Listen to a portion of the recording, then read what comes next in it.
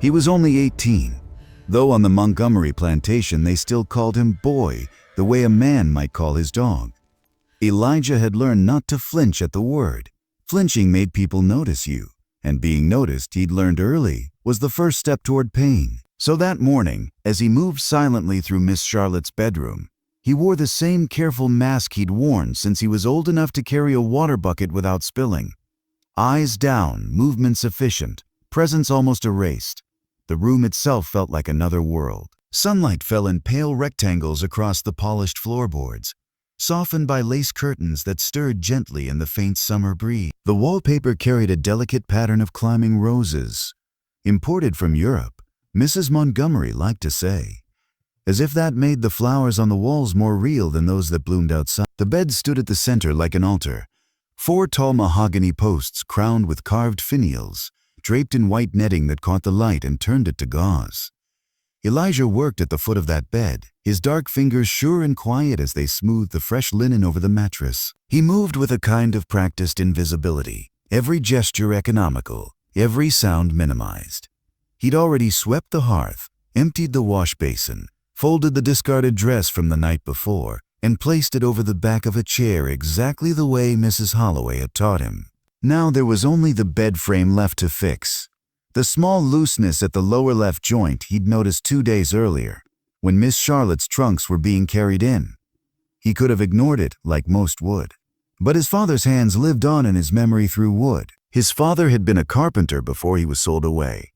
Elijah remembered sitting under a workbench as a child, watching those hands measure and cut and shape, listening to the soft murmur of wood accepting nails, the low explanation of how grain worked, where strength lived inside a board. Since his father's sale, small repairs were the only way Elijah still felt connected to him.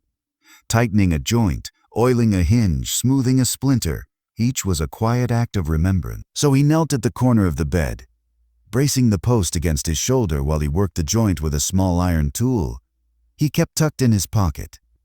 The house was unusually still for that hour. Somewhere downstairs he could hear Mrs. Holloway's voice, giving orders in her sharp, precise way.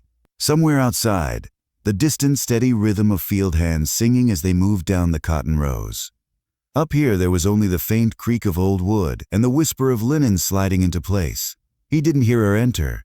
The thick carpet swallowed the sound of footsteps. The door was half open already, letting in the cooler air from the hallway.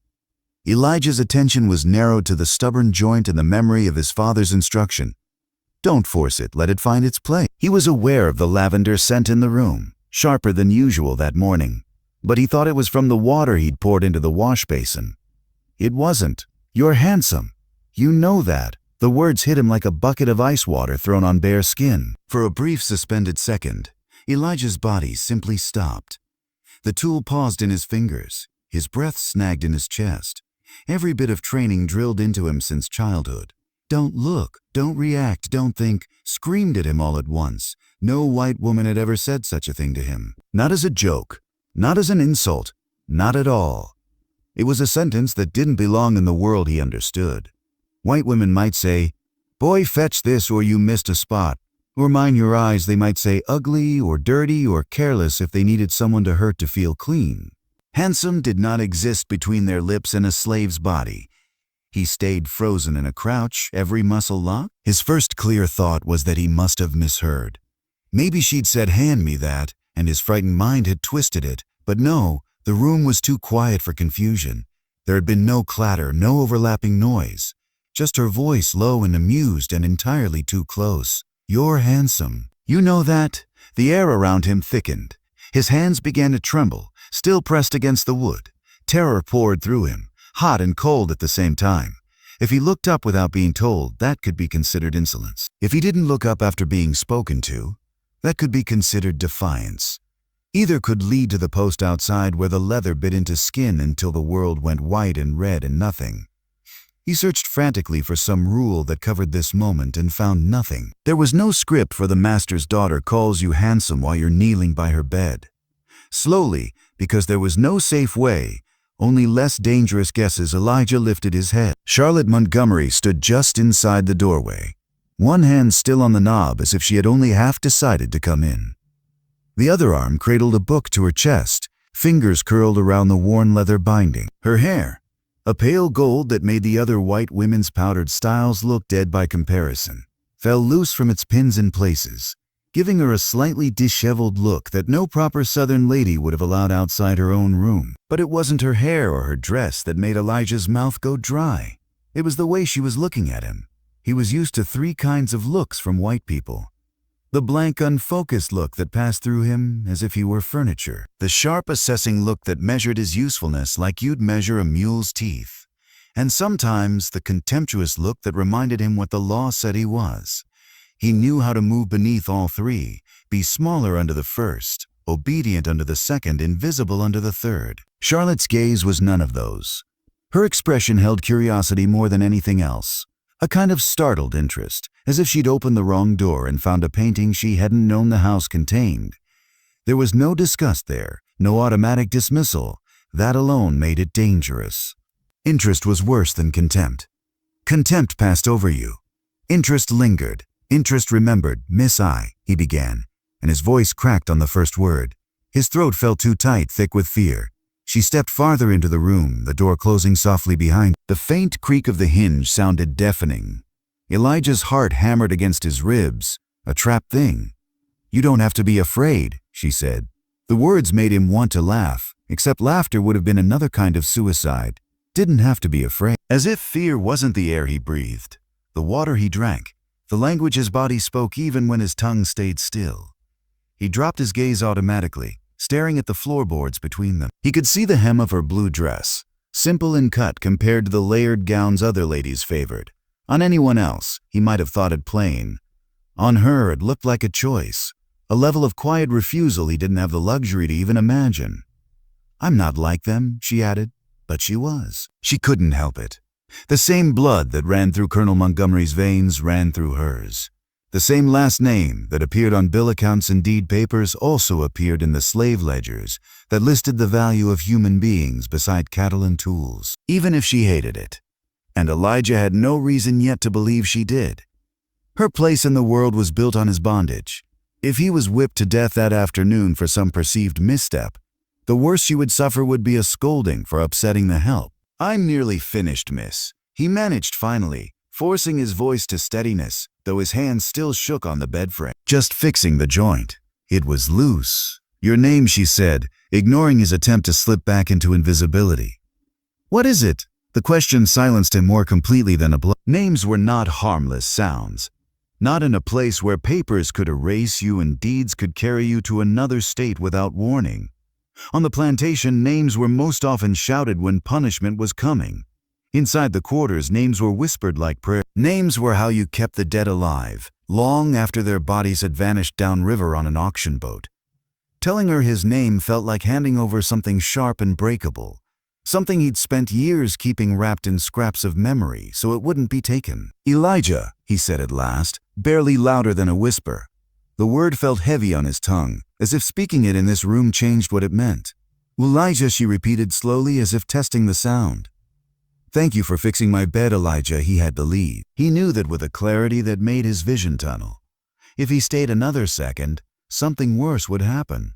Not here, maybe, but somewhere in the chain of watching eyes that stretched from Mrs. Holloway to the overseers to the colonel himself. "Yes, miss," he said, already backing away, keeping his gaze on the floor.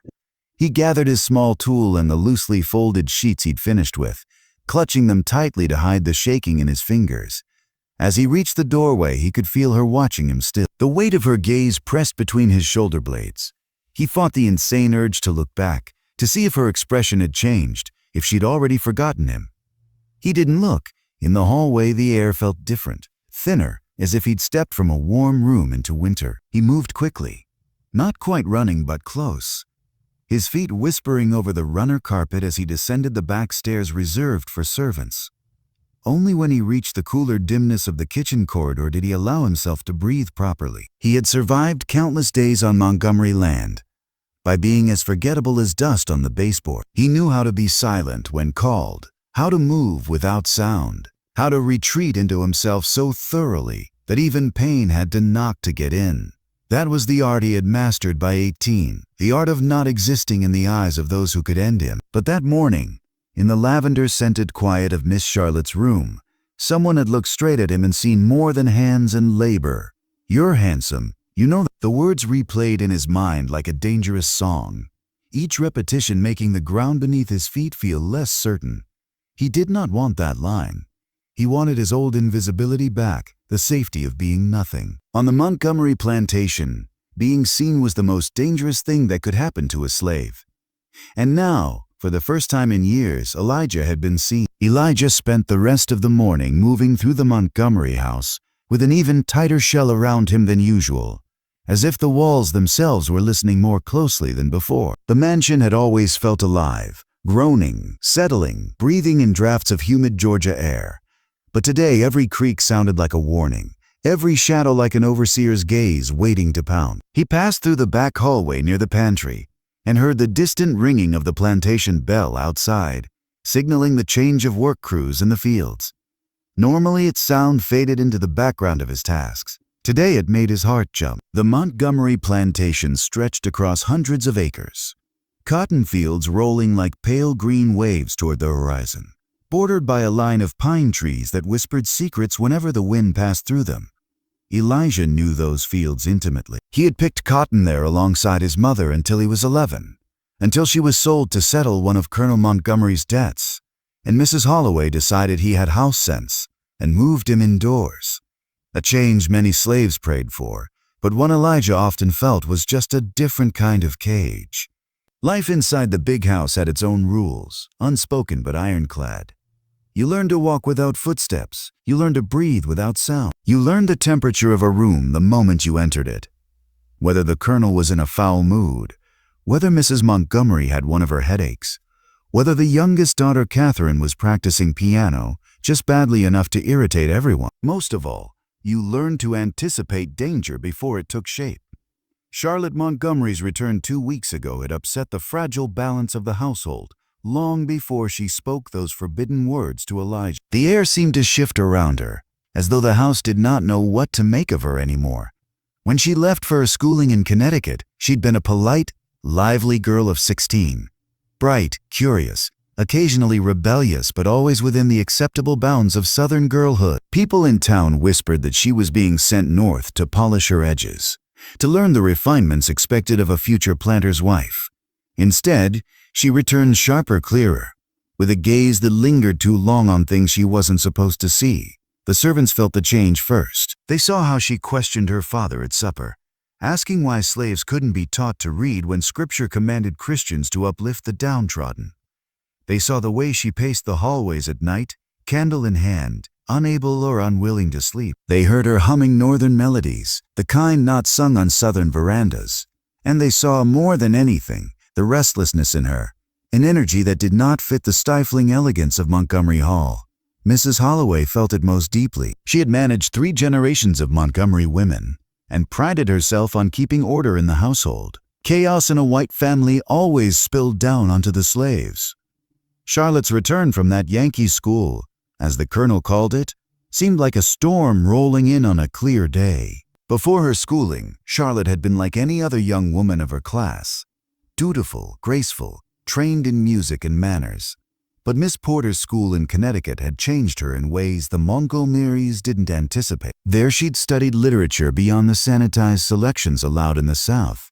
She'd listened to abolitionist preachers speak about the moral rot at the heart of slavery. She'd been invited to salons where women, young and old, debated their right to education, property, and legal standing. Most importantly, she'd formed friendships with girls whose families did not own slaves. One of them, Abigail Whitcrest, had taken Charlotte to hear Frederick Douglass speak in Hartford. Charlotte had stood in a pack tall, spine straight, heart pounding, as a former slave-turned-orator spoke about humanity, human dignity, and the hypocrisy of a nation that declared all men equal while chaining millions. His voice had rung with something sharper than rhetoric, true, pure and burning. And Charlotte, raised in luxury on the labor of enslaved people, had listened and understood that something inside her upbringing was fundamentally broken. She returned home with books her father considered dangerous, Blake, Douglas, Emerson, and hid them under her mattress like contraband. She returned with questions, with ideas, with a conscience sharpened to a painful edge. and Montgomery Hall, rigid as bone, did not know what to do with her. Colonel James Montgomery saw the change immediately. Over dinner their first night back together, Charlotte had challenged him, politely but firmly, about rumors of increased punishment in the field. The colonel had narrowed his pale eyes over his fork and said nothing at first, letting silence settle like dust. Mrs. Montgomery had fanned herself nervously, her tightly corseted waist rising and falling with shallow breaths. Catherine, only 14, and still innocent enough to fear her father's anger more than she understood the topic itself, had looked between them like a sparrow trapped in a storm. "You have been too long among radicals," the colonel finally said, voice calm in the way a blade is calm before it cuts. "This household will not tolerate northern foolishness." Charlotte had only smiled lightly. "Truth is not a northern concept, father." Those words hung in the air like smoke. Elijah, serving quietly from behind her chair, had seen the muscles in the colonel's jaw clench. That night, a stable boy was whipped for tracking mud across the porch, a punishment harsher than the offense warranted. The house learned quickly. Charlotte's questions carried consequences. That morning, after the scene in her bedroom, Charlotte stood alone at her window, staring out across the plantation grounds. From her room she could see nearly everything.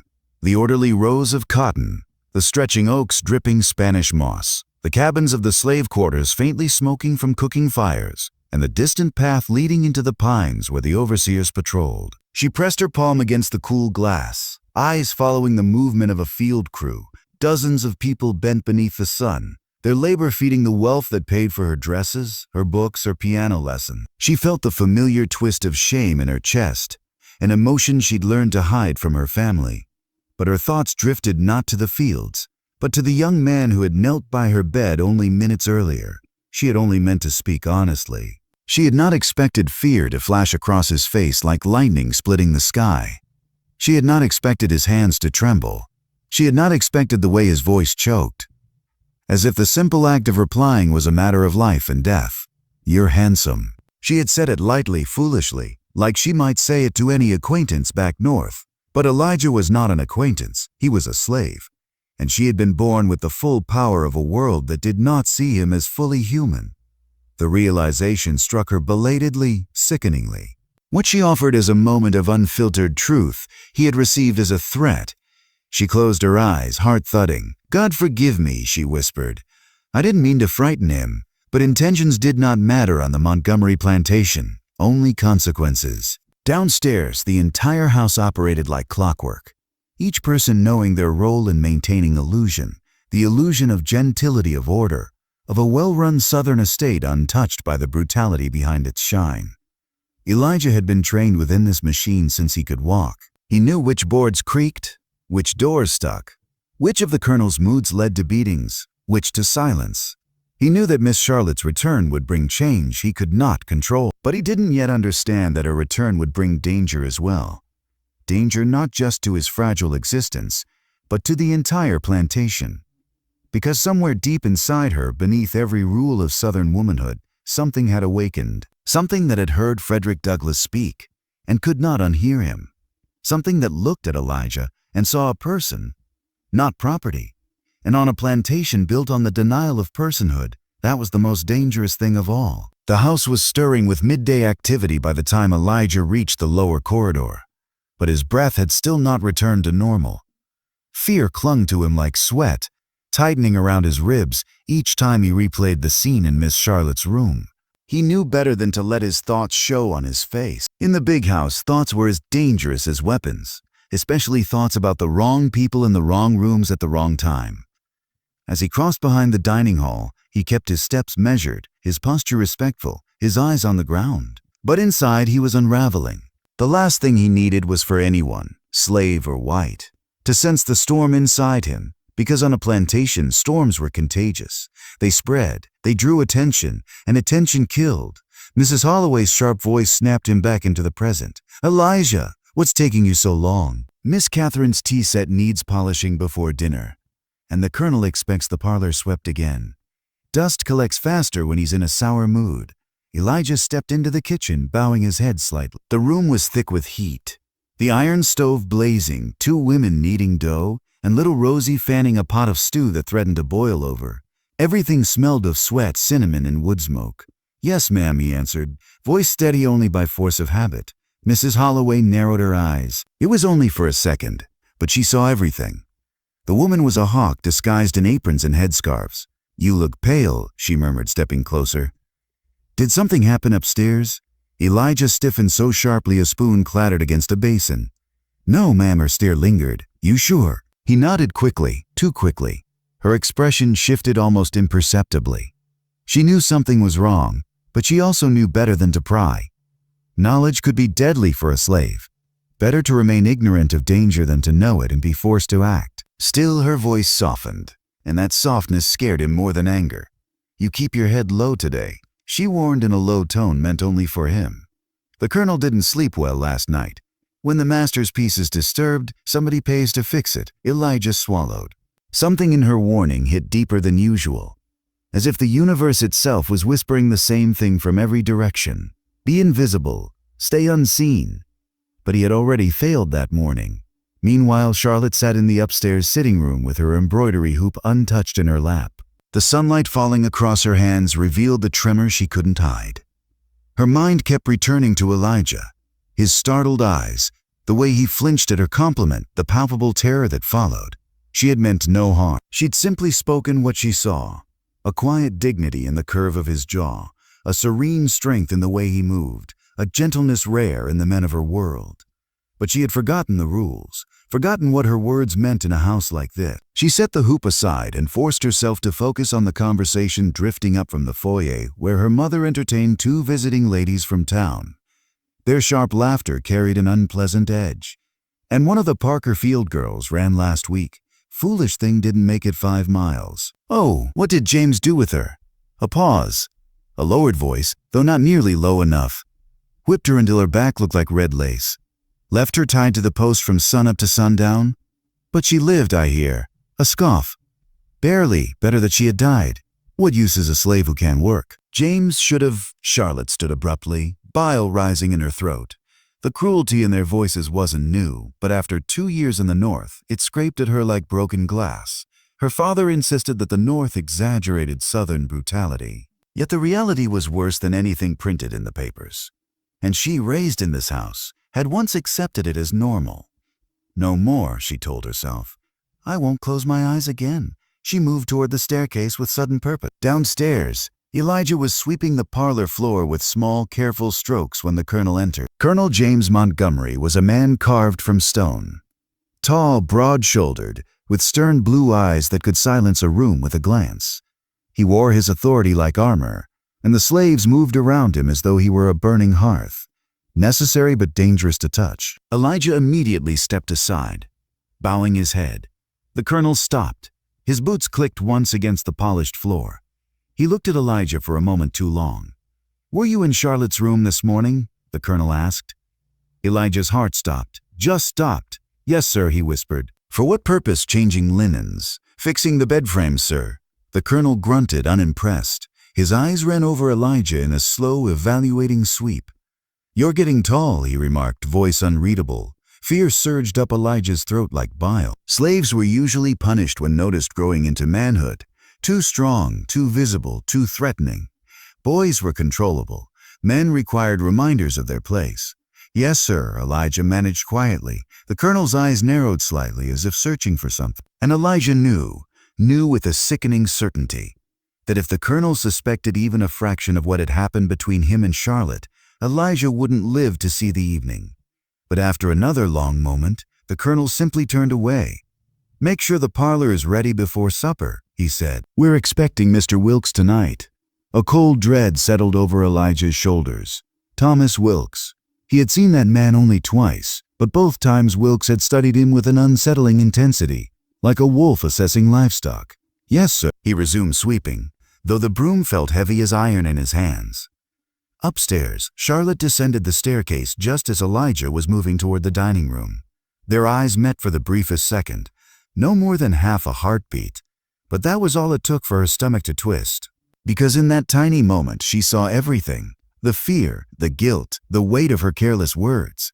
She saw how deeply her single sentence had carved itself into his day, his shoulders, his posture. She whispered, barely audible, "Elijah." He immediately looked down, moving away so sharply it felt like a rejection. Charlotte flinched. She wanted to apologize, to explain, to undo what she'd done. But the house was full of eyes, white and black, and any interaction could be twisted into disaster.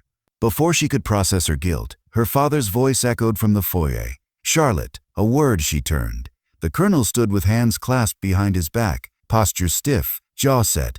"Yes, father," she said, descending the last few steps. He studied her, really studied her, really studied her. The scrutiny made her skin prickle. "You have been restless," he observed. "Unfocused, distracted." Charlotte forced a smile, simply adjusting to being home. "Adjust faster," he said flatly. "Thomas Wilkes will be joining us for dinner." Her stomach turned. "I wasn't aware we invited him." "I invited him." His voice brooked no argument. "You will conduct yourself properly. Our family has alliances to maintain." "Meaning, you will charm him. You will not challenge him. You will do as tradition demands." "Yes, father." But inside her chest something tightened, a quiet defiance beginning to take shape. At supper that evening, the table gleamed with polished silver and crystal. Servants moved like shadows behind chairs, and the candles cast a warm glow over everything except the people seated around the table. Wilkes arrived exactly on time, smelling faintly of tobacco and cologne. He offered Charlotte a smile that made her skin crawl. "Miss Montgomery," he said, bowing over her hand, "your beauty improves with each visit." Her forced smile wavered. "You're too kind." "No," he replied, gripping her hand a second too long, just observant. Elijah stood at the wall, hands clasped behind him, waiting to serve. Wilkes's eyes drifted toward him. Sharp, predatory, thoughtful. A chill washed over Elijah like cold rain. Wilkes wasn't just looking, he was studying him. Charlotte saw it too, her fork paused midair. Wilkes leaned back casually. "Montgomery," he said, still watching Elijah. "Your servants are well trained. Not many boys hold themselves with such control." The colonel chuckled. "Fear is an effective teacher." Charlotte's stomach churned. Elijah's hands tightened behind him. Wilkes's smile sharpened. "Yes, it is." The room fell into a dangerous silence. Charlotte's pulse thundered in her ears. In that single instant she understood the truth her naive heart had overlooked earlier. Her words had not merely frightened Elijah, they had marked him. Marked him in front of her father. Marked him in front of Thomas Wilkes. Marked him in a house where being noticed was often a prelude to punishment. And Charlotte realized, with a flood of guilt and clarity, that she had placed a target on Elijah's back. A target others might now want to aim at. The danger between them was no longer imagined, it was real and growing. Night settled over Montgomery Hall like a heavy velvet shroud, thick enough to smother breath. The mansion glowed with lantern light, but beyond the windows the world dissolved into darkness, the kind that swallowed sound and amplified every fear. Inside the slave quarters, the smell of sweat, smoke, and damp earth clung to the air, and the faint chirp of crickets wrapped around the cabins like a thin blanket. Most people were asleep after the long day in the fields, but Elijah lay awake. He stared at the roof beams above his pallet, the shadows cast by the dying fire shifting like restless spirits. His hands, which had spent the day scrubbing plates until his fingers cramped, now trembled in a way he couldn't control. Every part of him felt wrong. Too large, too visible, too trapped. He had spent years mastering invisibility, yet a single moment in Miss Charlotte's bedroom had torn that cloak away. "You're handsome. You know that?" Her voice echoed in his skull, not with pride but with not because he disliked the words, far from it, but because he understood their weight in ways she could never imagine. He had grown into manhood quietly, purposefully. He avoided direct glances, kept his shoulders slightly hunched, walked with the softness of a bull. Survival depended on appearing harmless. But Charlotte's words had shattered that illusion. And someone like Thomas Wilkes noticing him at dinner, studying him the way a hunter studies an animal, confirmed the worst. It didn't matter what she meant. Her words had made him visible. And visibility on the Montgomery plantation led to pain. He exhaled shakily and sat up on his pallet. Across the small room, Isaiah and Marcus slept soundly, their soft snores rising and falling in rhythm. The twins hadn't returned yet from their mother's cabin. The dim coal glow lit the rough wooden floor, the cracked clay bowl near the hearth, the threadbare cloth hanging over the doorway. His entire life was contained in this tiny cabin. 6 men sleeping in shifts, sharing blankets in winter, praying storms wouldn't blow the roof free. He reached under his pallet, searching for the object he had hidden earlier. His fingers brushed paper. He froze, pulse jumping. Carefully, he pulled out the folded page Charlotte had left for him. Its edges soft from handling, its ink faded but still clear under the fire's glow. He had read the words a dozen times since receiving it. Yet still, each time he unfolded the sheet, something inside him shifted. We hold these truths to be self-evident, that all men are created equal. The sentence alone struck him like a hammer. Equal. A word he had never been allowed to claim. A word the colonel would have laughed at if asked. A word that tasted like rebellion and hope and danger. Elijah read the passage again, silently moving his lips in the dim light. That they are endowed by their Creator with certain unalienable rights. He stared at the word Creator, feeling a strange ache bloom in his chest. His mother had always said God loved all his children the same, even those in chains. Elijah had believed her because children needed to believe something. But the older he grew, the harder it became to reconcile her faith with the lash marks he'd seen on friends' backs, with the screaming he'd heard at the whipping post, with the sight of chained men dragged to auctions like livestock. But here was written proof that some men in power once believed what his mother taught him, that a slave was a man, not a mule, that freedom was a right, not a privilege, that God did not draw his lines the way white men did. He closed his eyes, clutching the page until it crumpled slightly. If the colonel found it, Elijah would be whipped. If Wilkes found it, he might be hanged. If Mrs. Holloway found it, she would burn it before it could doom anyone. But Charlotte had given it to him on purpose. He wasn't naive enough to think she understood the full danger she placed in his hands. But she meant something by it, something that went beyond idle curiosity. She had looked at him in that bedroom, and again in the hallway, with a kind of recognition he had never seen from anyone white. It terrified and stirred him in equal measure. A soft thump outside made him freeze. He folded the paper quickly and slid it back beneath his pallet, listening, waiting. Footsteps, slow, hesitant, too light to be a man's, too careful to be a child's. He knew before she whispered, "Elijah." His breath caught. He moved silently across the cabin and lifted the cloth door. Charlotte stood outside, wrapped in a dark shawl, hair loose from the humidity. The moonlight painted her pale, almost spectral, like some apparition stepping from a forgotten dream. Her presence alone was a hanging offense. For him, not her. "Miss," he swallowed, stepping half outside to block her from view. "You shouldn't be here." Her eyes shone with a strange determination. "I had to speak with you." "No, miss. If anyone sees—" She stepped closer, voice barely above a whisper. "My father suspects something." Elijah's blood turned cold. "He asked about this morning," she continued, glancing nervously toward the darkness. "And Mr. Wilkes, I saw the way he looked at you. They're watching the house, watching the servants." Elijah's throat constricted. "Miss, there's nothing to suspect. Nothing happened." But even as he said it, he knew it wasn't true. Something had happened. Not something physical, but something real. A line had been crossed, invisible but unmistakable. Charlotte reached into her pocket and pressed something into his hand. "Here. Here." His fingers closed around a small folded slip of paper, new, warm from her body heat. "Tomorrow morning," she whispered, "if you wish to speak again, leave 3 stones at the base of the old oak behind the kitchen garden." Elijah's heart knocked hard against his ribs. "Miss Charlotte," he whispered urgently, "you must forget what happened this morning. For both our sakes." "I can't," she said simply. "Miss, you don't understand," she whispered. "I learned things in the North. About freedom, about justice, about what's happening in this country. And now that I'm home, I see everything differently. I see what I used to ignore." She swallowed hard. "I see you." The words landed like lightning. Elijah stepped back instinctively, breath shaking. No white person had ever said those words to him. Not like that. Not as acknowledgement, but as recognition. The world felt tilted under his feet. Charlotte glanced toward the main house. The colonel's upstairs window flickered with lamplight. "I have to go," she whispered. "Please, the stones."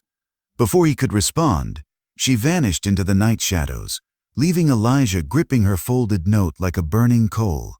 He stood unmoving for nearly a full minute, until he was certain she had reached the house unseen. Then he returned to the cabin, closed the cloth door, and sank onto his pallet. He waited until his hand stopped trembling before unfolding her note. It wasn't long, just a single line, written hastily but full of purpose. "There are things you don't know, Elijah. Things I need to tell you. Things you deserve to know." His breath hitched. He read the line again and again. His entire life he'd been told he deserved nothing. Not knowledge, not comfort, not autonomy. But she had written the opposite. The world as it existed offered him only one path, obedience or death. But now, suddenly, there was a third thing hovering on the edges. Possibility. Terrifying, impossible, alluring. He closed his eyes and let the note fall to his lap. Before the sun rose again, he knew he would go to the oak tree. He would place the stones, not because she asked, but because some part of him, the part that had once sat under his father's workbench, dreaming of futures denied him, wanted to know what truths lay hidden behind her eyes, wanted to know why she saw him at all, wanted for the first time in his life to choose something. The 3 stones would be that choice. A small act, a dangerous act, a beginning. Dawn came creeping over the fields in a thin gray wash, turning the world colorless before the sun remembered it. Elijah woke before the first bell, as he always did. But the feeling in his chest was different this morning. Not the dull weight of another day, but something sharper, like a small blade pressed under his ribs. Choice. The decision he'd made in the quiet hours still sat there, waiting to be acted on. Around him the cabin stirred. Isaiah rolled over with a groan. Marcus sat up, rubbing his eyes, mumbling about mucking out stalls. Outside, somebody's baby cried once, then quieted. A rooster called from somewhere near the main yard, loud and certain, as if announcing more than just the rising sun. Elijah lay for one more heartbeat, staring at the ceiling. The folded page from the Declaration and Charlotte's tiny note lay hidden under his pallet, pressed flat under a loose board. He thought of the words again. All men are created equal, and of hers things you deserve to know. He exhaled slowly. Then he swung his legs over the side of the pallet and stood. There was never much time in the mornings. Work waited with the same hunger every day. But the path to the kitchen garden lay between the quarters and the house. And there was always a reason for a house servant to pass that way. A bucket, a message, a forgotten pan. He washed quickly at the basin outside, the water cold against his face. As he straightened, old Joseph watched him from a nearby stump, knife working slowly at a strip of wood. The old man's eyes, clouded but far from blind, studied him for a half-second too long. "You walking with thoughts this morning, boy," Joseph said quietly. Elijah forced a faint smile. "Always got thoughts, old Joe. Some thoughts heavier than others," Joseph answered, turning back to his carving. "Make sure the ones you carry don't sink you." Elijah lowered his gaze. "Yes, sir." The warning settled on his shoulders along with the morning dew. He picked up an empty bucket. Never walk empty-handed if you could help it, and started toward the main house. From the quarters, the path cut between 2 rows of scraggly shrubs, past the laundry lines and the kitchen garden. The old oak tree stood just beyond the kitchen's back door, roots pushing up through the soil like knotted veins. Slaves said it had been there before the Montgomerys, before the big house, before the road. Some claimed it remembered everything that had ever been whispered under its branches. As Elijah approached, his pulse quickened. He forced himself to keep his pace measured. There were always eyes, at windows and doorways behind blinds. He bent as he passed, ostensibly to adjust the handle of his bucket. His fingers brushed the ground near the oak's base, where the exposed roots formed a little hollow. 3 small stones lay there already. He had chosen them the night before, smooth and round from the edge of the lane, the kind no one would notice missing. Now, with the sun just beginning to clear the horizon, he set them carefully in a neat line against the root. Not hidden, not obvious, deliberate. His heart pounded so loudly he was sure someone would hear it echo against the tree. Then he straightened and walked on, not looking back. Charlotte watched from her bedroom window, the glass cool beneath her fingertips. She had been awake since the first gray hint of dawn, staring out across the grounds, with that tight, gnawing feeling lodged beneath her sternum. She had not been sure he would do it. To ask was one thing. To place the stones, that was its own defiance, however small. For him, every step toward the oak was a step toward risk. Toward her, toward something neither of them could fully name. Now, as she watched the slight bend of his body at the tree's base, she saw the tiny line of stones appear, 3 pale dots against dark soil. Relief and dread washed through her in equal measure. He had said yes. Charlotte stepped back from the window, pulse racing. The house would wake soon. Her mother's bell, her father's measured tread, Catherine's sleepy footsteps in the hall. She had only a narrow ribbon of time. She slipped on her simple blue day dress, the one her mother hated for being too plain, and wrapped a shawl loosely around her shoulders. Her journal lay open on the desk, last night's entry unfinished, ink blotched where her thoughts had outrun her hand. She hesitated, then moved to the small bookshelf beside her bed. Her fingers drifted over the spines until they found a thin, worn volume of poetry. The same book she had clung to in Connecticut, when homesickness made her feel hollow, when the contradictions of her life pressed too hard against her ribs. Poetry had been her refuge, her private argument with a world that insisted on staying the same. She opened to a familiar page, hesitated, then tore it free along the seam. The rip made her flinch. Books were sacred things in her upbringing. To damage one felt like a small sin, but there were larger sins at work here. She folded the page once, then again. On the blank underside, she pressed the weight of the pencil and wrote in a tight, slanted hand. There are others who think as I do. There are things happening beyond this plantation. If you wish to hear them, I will tell you what I know. She added one more line, almost without thinking. You were not meant to be invisible.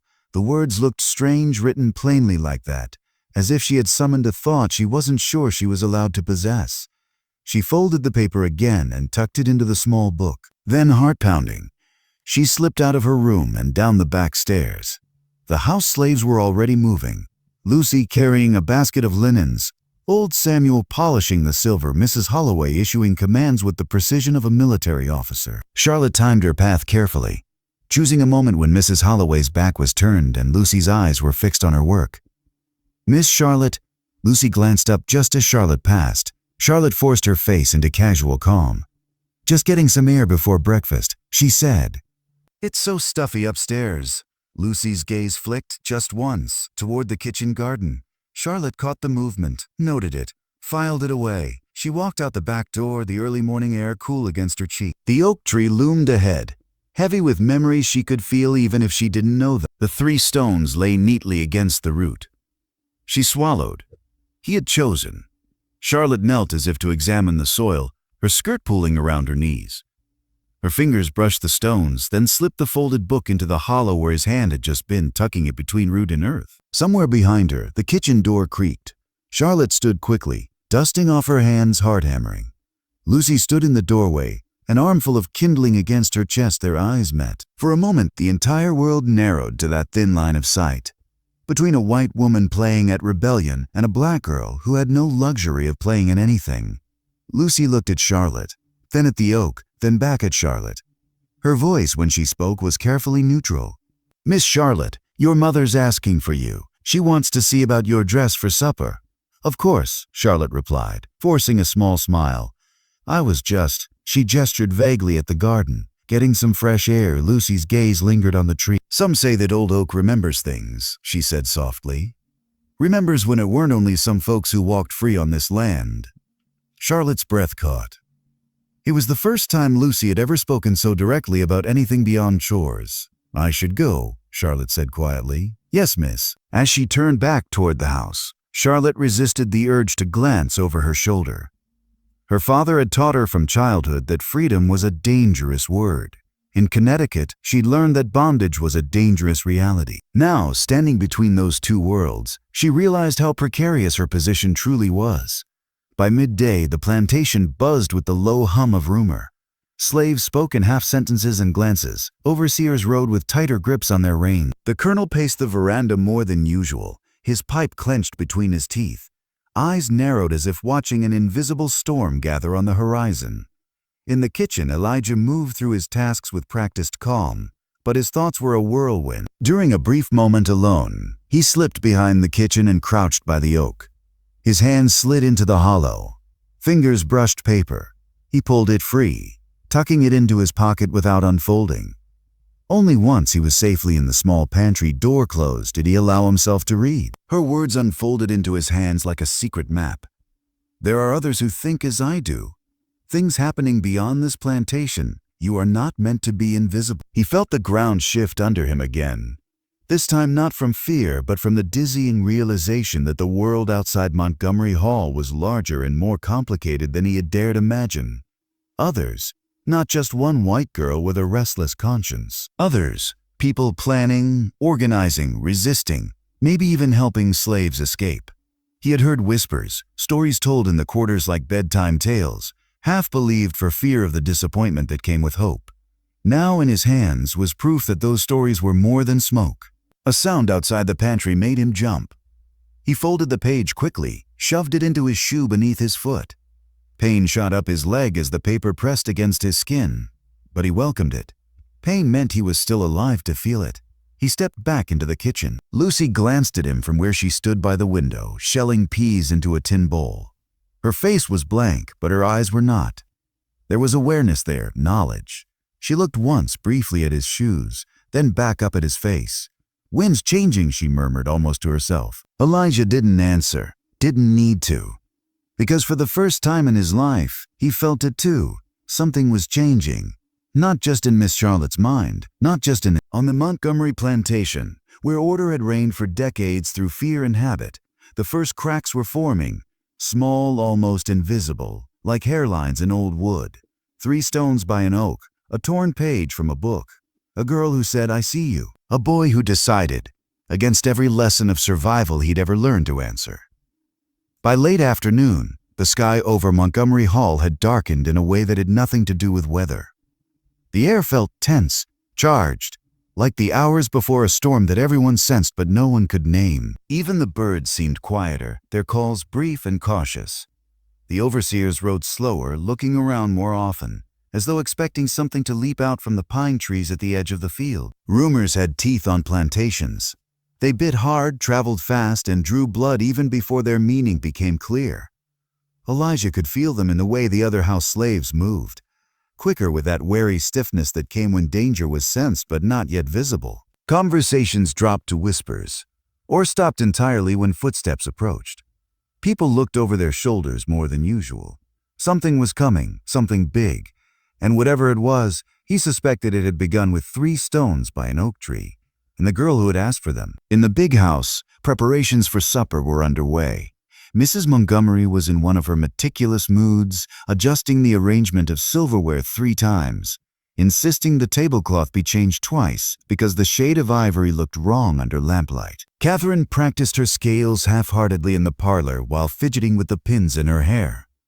The colonel walked in and out of the dining room, muttering orders, checking his pocket watch, pacing like a man forced to wait for something he'd prefer to control. Charlotte noticed it all. And yet she felt oddly separate from it, like a guest watching a play from the audience instead of a daughter performing her assigned part. Her mind was a whirl of thoughts, questions, fears.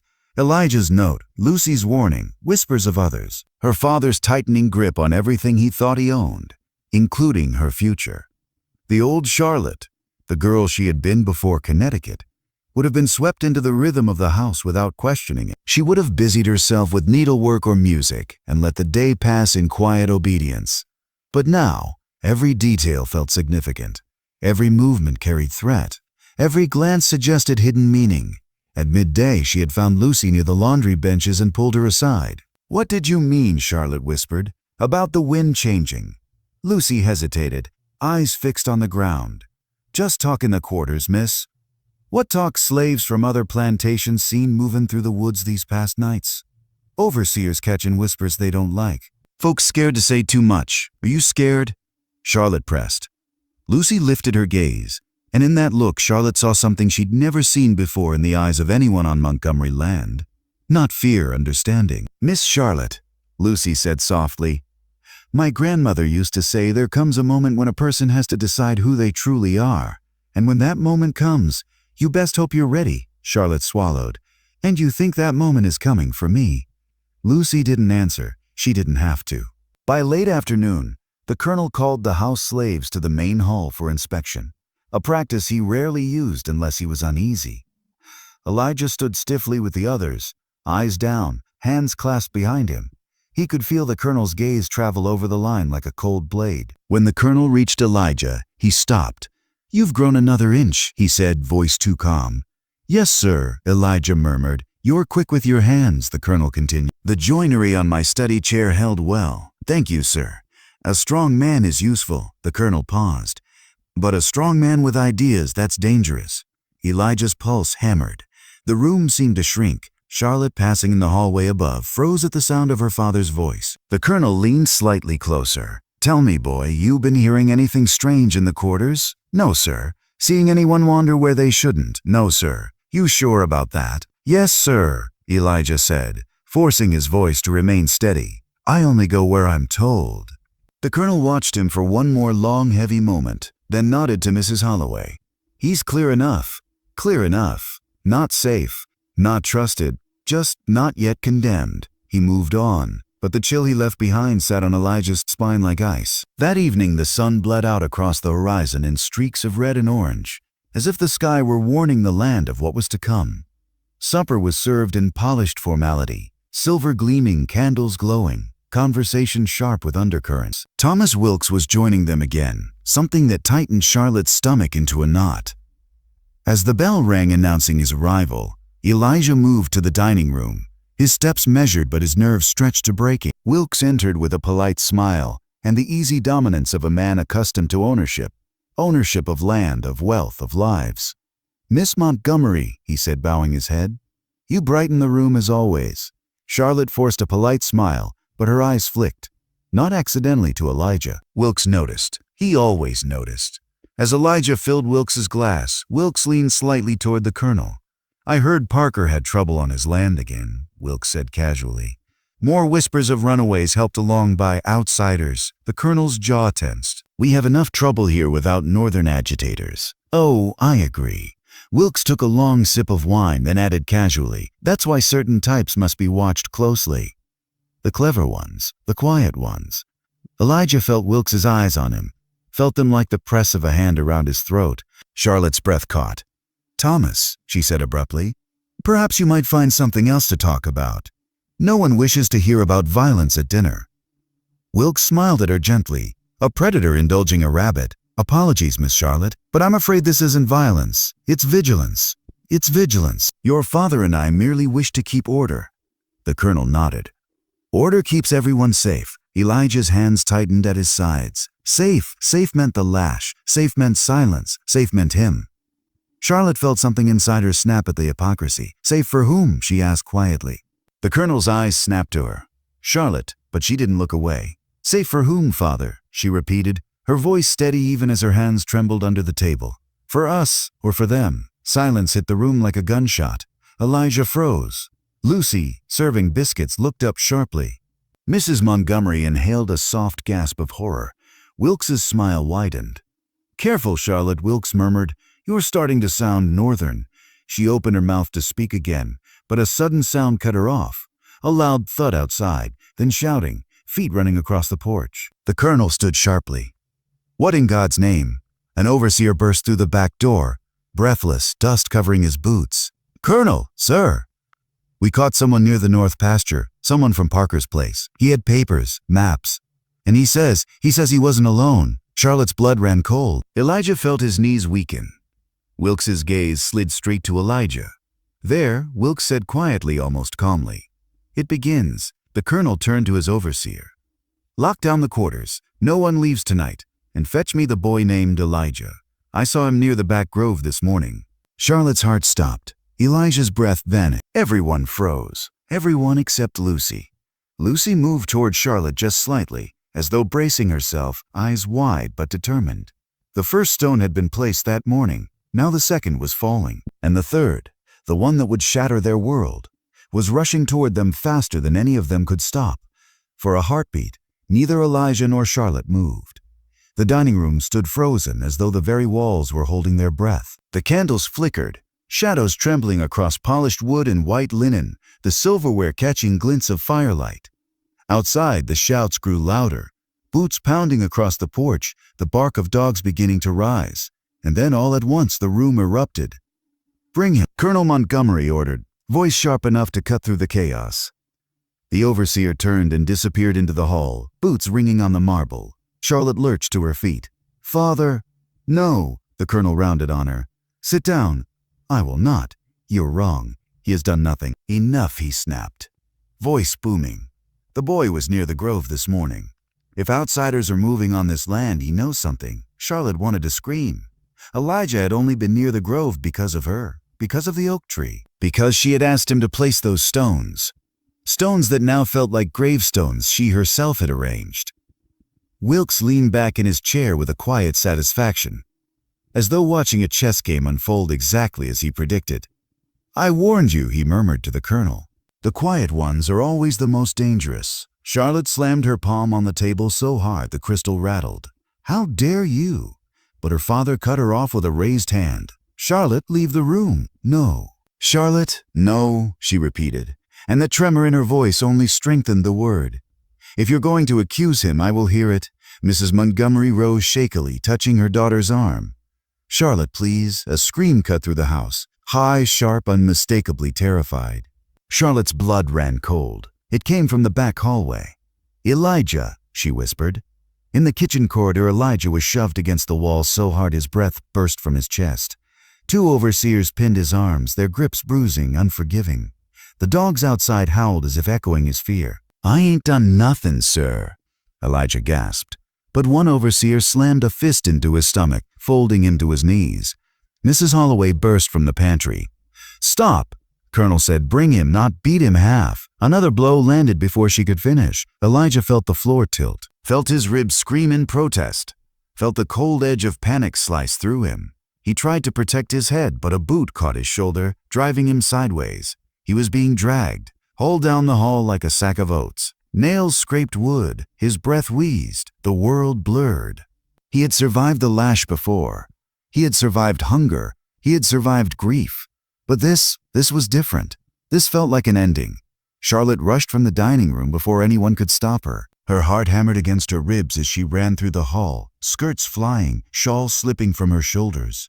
"Elijah!" she cried, voice cracking. She turned the corner just as the overseers dragged him into the front hall. He was half conscious, knees scraping the floor, face twisted in pain. The colonel followed at a measured pace behind her, Wilkes close at his shoulder. Charlotte dropped to Elijah's side before she realized she'd moved. "Stop!" she screamed, grabbing one overseer's arm. "Let him go." The man didn't loosen his grip. "Miss Montgomery, stand aside." "I said stop." Elijah's eyes fluttered open, just barely, and saw her face hovering above him, frantic, terrified. The sight hit him harder than the blows. "Miss, don't," he rasped. The colonel's voice boomed across the hall. "Charlotte, move." She didn't. She placed both hands between the overseers and Elijah, shielding him with her own body. "Father, if you strike him, you strike through me." The hall fell silent. Even the dogs outside stopped barking. Colonel Montgomery stared at his eldest daughter with a fury so deep it trembled. His face reddened, his hand fluttering toward his belt as though restraining himself from doing something even he couldn't justify. "Charlotte," he said at last, voice dangerously low, "you are embarrassing yourself. I don't care. You are aligning yourself with a slave against your own family." She lifted her chin. "I am aligning myself with what is right." Wilkes stepped forward with a slow, chilling calm. "Colonel," he said softly, "she's been corrupted by Northern sentiment. This is why I warned you. Her behavior is dangerous. It encourages defiance." His gaze flicked to Elijah. "And defiance spreads." Charlotte turned on him. "If you lay a hand on him, I swear what?" Wilkes asked, voice mocking. "What will you swear, Charlotte? What power do you think you have?" Elijah forced himself to sit upright despite the pain. He could feel every bruise, every rib. But something in him surged, something he didn't recognize. He had spent his whole life shrinking. Now, even kneeling on the floor, he felt something expand inside him. "Miss Charlotte," he said hoarsely, "please, don't." His voice wasn't pleading. It wasn't begging. It was warning. Because he saw something she didn't. The way Wilkes's eyes sparked with calculation. The way the colonel's fists clenched. The way the overseers exchanged glances. They weren't dealing with misbehavior. They believed they were dealing with conspiracy. And Charlotte, putting herself between them and a suspected agitator, could damn them both. "Elijah," she whispered, "I won't let them kill you." "It ain't your choice," he whispered back. But in his eyes, despite the pain, there was something else, something that said, "You shouldn't be here. You shouldn't be near this fire. It will burn you too." The colonel snapped his fingers. Two more overseers entered, larger, meaner, carrying rope. "Bind him," the colonel ordered. "We will question him properly." Charlotte lunged toward them. Elijah grabbed her wrist weakly. "Don't," he breathed. "Please, don't make this worse." Tears streaked her cheeks. "Father, stop this. He's innocent." "Innocent men do not hide in gardens," the colonel said. "Innocent men do not consort with outside agitators. He didn't consort with anyone." "Then he has nothing to fear," the colonel replied coldly. Wilkes stepped in, voice oily smooth. "Colonel, I saw him watching you from the back grove this morning." "That man don't know what he saw." Elijah gasped, desperate, but Wilkes only smiled. "Bind him," the colonel repeated. One overseer grabbed Elijah's wrist. Charlotte screamed. "No." She threw herself forward again, and Lucy caught her arm. Charlotte turned sharply. "Lucy, let me go." But Lucy held firm. Her face was pale, terrified, but her voice was steady. "Miss Charlotte," she whispered urgently, "listen to me. You can't stop this by yelling. You'll only get him killed faster." Charlotte froze, confusion mixing with terror. Lucy's grip tightened. "There are other ways," she whispered. "But not here, not with them watching." "Not now, then, softer, trust me." The words hit Charlotte like another blow. "Trust me." Lucy had never spoken with such weight before. Elijah stared at Lucy with shock and something like recognition. The overseers dragged him away toward the holding shed behind the stables. Charlotte sagged against Lucy, breath shuddering. "Where are they taking him?" she whispered. Lucy swallowed. "To the tack room. That's where they question slaves before deciding punishment." "What kind of punishment?"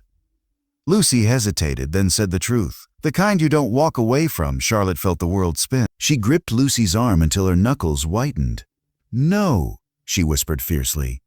"We're not letting that happen." Lucy met her eyes, fear and resolve mingling. "Then you better be ready to choose, Miss Charlotte," she said quietly. "Tonight, before they break him." Charlotte straightened sharply. "Tell me what to do." Lucy exhaled a shaking breath. "There's a meeting," she whispered. "At the old church, the one in Savannah. And people from the underground, they're waiting for a message." Charlotte's pulse roared in her ears. Lucy lowered her voice further. "And I think you're the one who has to carry it." As the overseers dragged Elijah toward the outbuilding, toward pain, toward interrogation, toward possible death, the night finally broke open. The storm they had all felt coming had arrived. And Charlotte Montgomery, properly raised Southern daughter, found herself standing on a threshold she could never step back from. Between obedience and rebellion. Between silence and truth. Between the world she was born to and the one she was beginning to fight for. Colonel Montgomery's study had always felt like a sanctuary of power.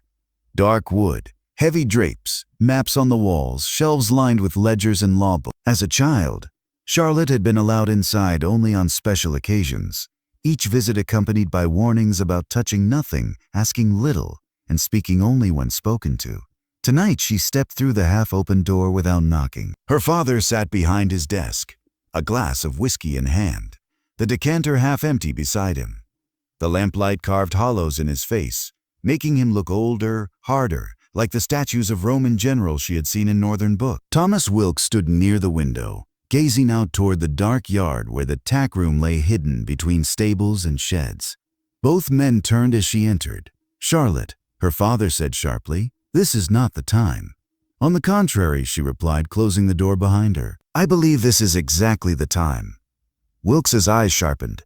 "You should be in your room. So should your conscience." She shot back before she could stop herself. The colonel rose slowly. "Enough." For a moment, the three of them stood in a triangle of silent hostility. The father clutching a glass, the suitor clutching his ambitions, and the daughter clutching what courage she could find. Charlotte forced her voice to soften. "I came to apologize," she said. Both men stilled. "For my behavior in the hall," she continued. "I was emotional, improper. You were right to have him questioned. If there are agitators on our land, we must know." The colonel studied her closely. Why the change of heart? She took a breath and let her shoulders droop a little, the way she had seen other women do when pleading with men. "Because I know this family's reputation is worth more than my temper," she said, "and because I don't wish to be sent away, or locked away, for speaking out of turn." Wilkes watched her carefully. Too carefully. Charlotte forced herself not to look at the second drawer on the right side of the desk. "Not yet. I only ask." She moved closer to the desk, hands clasped demurely. "If you intend to punish him, please do it quickly, don't drag it out. The other slaves will fear you more if it looks decisive, not messy." It was a cruel thing to say. A calculated cruelty. The words tasted like ash in her mouth. But she saw something shift in both men, a grudging respect. This was the language they understood: control, calculation, optics. Wilkes gave a small, approving nod. "She thinks like an administrator," he remarked. "You see, Montgomery, education is not entirely wasted on women." Her father's mouth twitched, somewhere between pride and unease. Perhaps not. Charlotte stepped closer still, fingertips brushing the carved edge of the desk. "If you're going to make an example," she said quietly, "you should at least ensure the tack room is secure. We both know the houseboys sometimes forget to relock things." "The keys, they're safe," the colonel said. "Where they always are. The overseers are angry," she persisted. "Angry men make mistakes. Let me check that everything is locked properly when you're done. Please, Father. It's the least I can do to atone." The word dropped like a stone between them. Wilkes watched her with narrowed eyes. "Colonel, it might not be unwise to involve her, slightly," he said. "If she witnesses the conclusion, she may think twice about challenging you in future." The colonel considered this, swirling the whiskey in his glass. "She has a point about the locks," he admitted. "Last thing we need is some hot-headed fool loosening a door in the night." He set his glass down with a decisive click, then opened the right-hand drawer. Charlotte's pulse hammered. Inside she saw the ring of keys, iron and brass, along with a pistol and a folded document sealed with wax. The keys jingled softly as he pulled them out. He chose one, long and rusted near the teeth. "Tack room," he said. "You'll accompany me when we're done. You can double-check the latch." He set the rest of the ring on the desk, just far enough from the edge that she would have to lean to reach it. Then he closed the drawer halfway.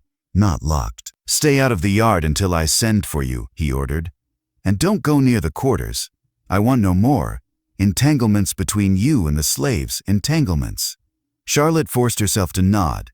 "Yes, Father." He and Wilkes left the study, voices low, boots heavy on the floor. The door shut behind them, leaving Charlotte in the half-lit room with the echo of her own racing heartbeat. For 5 long seconds she didn't move. Then she crossed the space between her and the desk in 3 quick strides. Her hand shook as she grabbed the key ring. The metal was cold and heavier than it looked, like a chain of tiny anchors. She tucked it into the pocket sewn discreetly inside her skirt. Her hand brushed against something already hidden there. The folded slip of paper with the route Lucy had whispered, written quickly in Charlotte's own hand. "Gin Shed, South Lane, Creek Path, Pine Hollow." She closed her fingers around both paper and iron. "All right," she whispered to herself, voice barely audible. "Now we see who I really am." The cotton gin shed stood at the edge of the main yard, a dark silhouette against the night sky. Inside, the metal teeth of the machine glinted faintly, and the air held the stale smell of dust and old fibers. It was far enough from the big house to spare it, close enough to send men running. Joseph moved in the shadows near the wall, his gnarled hands working a small bundle of dried scrap cotton and lamp oil. Lucy kept watch toward the stables, eyes straining in the dim. "Hurry," she whispered. "Dogs'll catch scent soon." Joseph knelt by the wall, stuffing the oily cotton under the lowest plank where air slipped through. "Fire needs breath same as we do," he muttered. "Give it a mouth, it'll speak loud enough." He struck the flint. Once, twice. The spark caught, licking at the cotton. For a moment, nothing. Then a tiny flame fluttered to life. It spread quickly, greedily along the oiled fibers, catching on stray bits of gin fluff. The smell of smoke thickened. Lucy stepped back, heart pounding. "Now?" she asked. "Now we run," Joseph said. They melted into the dark, just as the first tongues of flame began licking up the wooden wall. Inside the tack room, Elijah sagged against the ropes, each breath a jagged effort. The overseer had paused to drink, wiping sweat from his brow with a dirty sleeve strap hanging at his side. "Stubborn bastard," the man grunted. "You'll talk. They all do." Elijah's world had narrowed to pain and the slow, steady drumbeat of his own heart. But beneath the agony, something else pulsed, an odd, stubborn clarity. He thought of the page beneath his foot, of Charlotte in the hall, arms outstretched, of Lucy's fierce whisper, "There are others." If this was the end, he realized, he did not regret the 3 stones. A shout split the night. Then another. Fire! Fire at the gin shed. The overseer's head snapped up. Outside, the yard erupted in chaos. Men shouting, boots pounding, the frantic whinnies of startled horses. The overseer cursed. "Stay put," he snarled at Elijah, as if the bound men could do anything else. He snatched a careful turn. The door eased open. Lucy slipped inside first, eyes wide, chest heaving from her run. The faint glow of fire from outside painted her face in flickering orange. "Elijah," she whispered. crossing the space to him in 3 strides. He stared at her, disoriented. "Lucy, what?" "She brought the keys," Lucy said, jerking her head toward the doorway. Charlotte stepped into the tack room, skirts brushing the threshold. The sight of Elijah hanging there hit her like a physical blow. His bruised face, his raw wrists, the blood on his torn shirt. Her breath caught in a sound that was almost a sob. "Oh God," she whispered. "What have they done to you?" "Not as much as they wanted," he managed. A ghost of a smile behind the pain. Lucy grabbed a stool and tugged it under Elijah's feet. "Hold still," she muttered. "Last thing we need is you falling on your head." Charlotte fumbled with the keys, hands shaking. "Which one?" she hissed. "That one," Lucy said, pointing to a narrow iron key. Hurry. Charlotte fitted into the iron cuff lock around the hook. The metal resisted for a moment, then turned with a heavy click. The chain fell. Elijah dropped onto the stool, knees buckling. Lucy caught his shoulders, grunting with the effort. "Can you walk?" she asked. He nodded, though his legs trembled. "For a while," he said. "Long enough." Charlotte moved to his side, arms slipping around his waist. "We don't have to go far tonight," she said quickly. "Just far enough to reach the creek path. Joseph is waiting. There's a wagon." Elijah stared at her. "You're coming?" he asked, stunned. She met his gaze. There was fear there, yes, but also something fierce and unshakable. "I lit the match as surely as anyone," she said quietly. "I won't leave you to burn for it." From outside, the shouts grew louder as the fire leapt higher. The heat pressed faintly, even here, a distant pulse. Lucy moved to the door, peering out. "Most of them are at the shed," she said. "Some at the well, yards half empty. This is the only chance we get." Elijah's breath came faster. "What about the others?" he asked. "Isaiah, Marcus," Joseph's voice whispered from the dark just beyond the door. "We got our own paths," he said. "Tonight ain't big enough for everybody to move. You're the one they got in chains. You get out, it sends a message." Elijah's jaw clenched. "Feels wrong leaving. It's the first step, not the last," Joseph interrupted. "Now move, boy, before all this smoke turns to nothing but ashes and regret." Lucy slipped her arm under Elijah's other side. "3 of us can make a man," she said. "Let's go." They stepped out into the night. The yard was chaos at the far end, men shouting, bucket lines forming, flames clawing at the sky, smoke curled upward in thick black plumes. Dogs barked wildly, pulling at their chains toward the glow. Closer to the house, the shadows were strangely empty. They moved along the side of the stable, sticking close to the walls. Elijah's steps were uneven, but each one held stubborn strength. At the corner of the wagon shed, Charlotte paused. From here she could see the edge of the quarters, faces at doorways watching the fire with a mix of fear and hope. She could see the porch of Montgomery Hall, her father standing rigid, shouting orders, Wilkes at his shoulder, both men's attention fixed entirely on the burning gin shed. No one was looking toward the side lane. No one was looking at them. Lucy gripped Elijah tighter. "This way," she whispered. "Wagons in the south lane. Once we get past the first bend, trees'll hide us." As they started forward, a sudden movement at the nearest cabin caught Elijah's eye. Old Joseph stood there in the doorway, half-shadowed, whittling knife still in hand. Beside him, Isaiah, Marcus, and a few others watched silently. Isaiah raised 2 fingers to his brow in a quiet salute. Marcus nodded once, solemn. Joseph met Elijah's gaze and jerked his chin toward the road. "Go on," he mouthed. "Run for all of us." Elijah's throat tightened. He wanted to promise he'd come back, that he'd send help, that this wasn't goodbye. But promises meant little on nights like this. Instead, he bowed his head once in return, an acknowledgement deeper than words. Then he turned and moved with Charlotte and Lucy toward the waiting dark of the lane.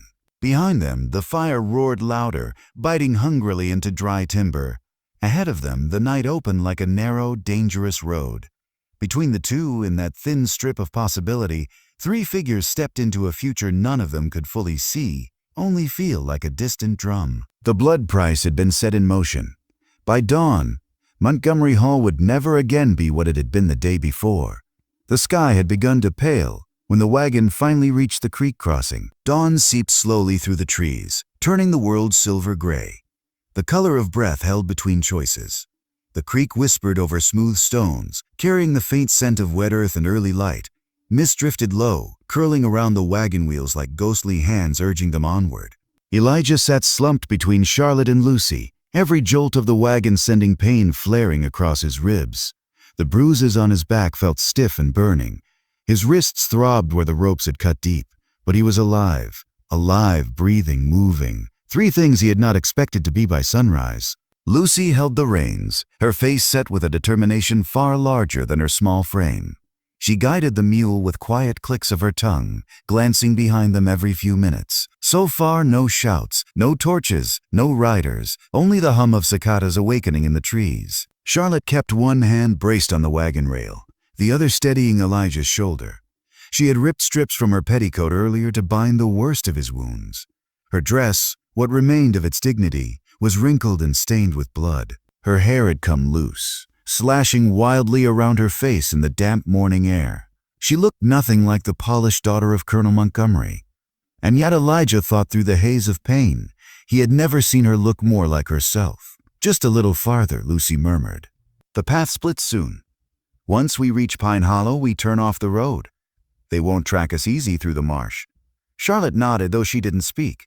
She couldn't, not with the tightness in her throat. Every glance at Elijah's battered body made her feel a mix of rage, guilt, and something deeper. Something heavy enough to bow her spine if she let it. So she didn't. She kept moving, kept breathing, kept looking ahead. Movement, purpose, that was the only way forward now. Behind them, through the thinning trees, the first faint plume of smoke rose into the dawn sky. The cotton gin shed was burning still. Charlotte felt her stomach twist. She knew what that meant. Men would be shouting, the overseers would be furious. Her father would be in a white-hot rage, part humiliation, part paranoia, part fear of what he might lose. And when he went to the tack room to finish the interrogation, he would find it empty. Empty with the lock broken clean by the wrong key. Empty with rope ends cut and dropped on the dirt floor. Empty. With no Elijah to punish, no scapegoat to make an example of. And when he realized his keys were missing, when he realized only one person had stood close enough to take them, when he pieced together the stones, the books, the glances, a chill ran down Charlotte's spine. Would he come after her first, or after her sister? But even as fear clawed at her, another emotion rose to match it, resolve. She had chosen this. She had stepped across the thin line separating obedience from rebellion. The moment she opened the study drawer, there had been no going back. Her father's world had been built on silence. She had broken that silence like glass. "Elijah," she said softly, "can you hear me?" He blinked heavily, then nodded. "Yes, miss, I hear you. You don't have to call me that," she whispered. He looked at her, eyes swollen but steady, its habit. "Then try breaking it." A faint, pained smile curved his split lip. "Reckon I broke a few things already." Lucy snorted. "That's one way to say we set half the plantation on fire to drag you out." Elijah's gaze shifted between them, confusion flickering behind exhaustion. "Why'd you do it?" Charlotte inhaled sharply, because she had been asking herself a similar question all night. Why risk everything? Why go against her family, her upbringing, her future? Before she could answer, Lucy spoke first. "'Cause we ain't meant to live scared forever," she said. "Not me, not you, not her neither." Charlotte felt her chest tighten. Not from pain, but from recognition, from truth.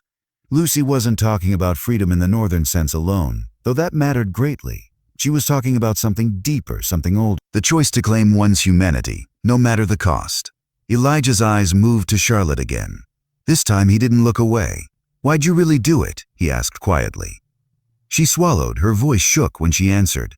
"Because I couldn't watch them break you," she said. "Because you are not something to be beaten or traded. Because you deserved more than invisibility. And I couldn't keep pretending I didn't see it."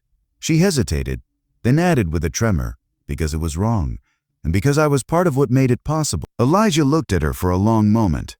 Then he nodded once, the kind of nod a man gives when he receives something he didn't know he needed. Lucy steered the wagon down a narrow break in the trees toward Pine Hollow. The air grew cooler. The path descended into a bowl of earth ringed by tall pines, whose branches shielded them from above. The creek forked here, one branch leading north toward Savannah, the other snaking deeper into the marshes. Joseph had told them which to choose. "Once we get near the church," Lucy said, slowing the mule, "there'll be people. They'll take you from there." Charlotte stiffened. "Take him, you mean?" Lucy's jaw tightened. "Miss Charlotte, you can't go with them. White woman running with 2 escaped slaves, that's a death sentence for all of us." The words hit like a blow. Charlotte's hands tightened on the wagon rail. "I'm not going back." Then where will you go? Lucy demanded. You think you can walk into Savannah with a runaway on your arm and tell folks it's right? You'll get him caught before the sun sets. The truth was cruel, but real. Elijah closed his eyes briefly. She's right, he murmured.